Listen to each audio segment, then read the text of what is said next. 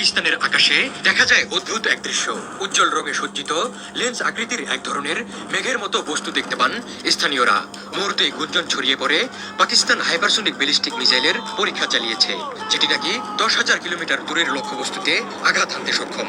তখনই রহস্যের সমাধান হয়ে যেতে পারত, কিন্তু নতুন করে সেই গুঞ্জন উস্কে দিয়েছেন পাকিস্তানের প্রতিরক্ষা মন্ত্রী খাজা আসিফ।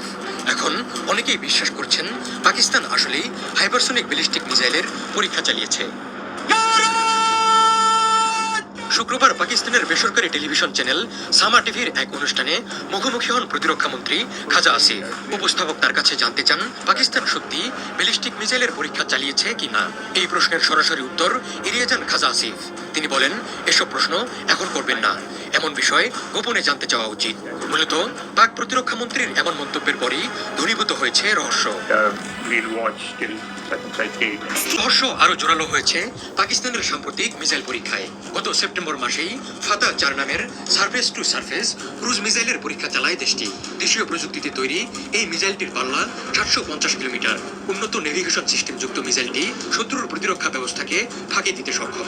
এর আগে মে মাসে আবদালি মিসাইলের পরীক্ষা চালায় দেশটি। মিসাইল পাকিস্তানের সামরিক শক্তির এক গুরুত্বপূর্ণ হাতিয়ার। প্রতিরক্ষা কৌশলের অংশ হিসেবে ইসলামাবাদ বিভিন্ন পাল্লার মিসাইল শক্তি উন্নত করেছে। দেশটির মিসাইল ভান্ডারে ব্যালিস্টিক এবং ক্রুজ উভয় ধরনের মিসাইল রয়েছে।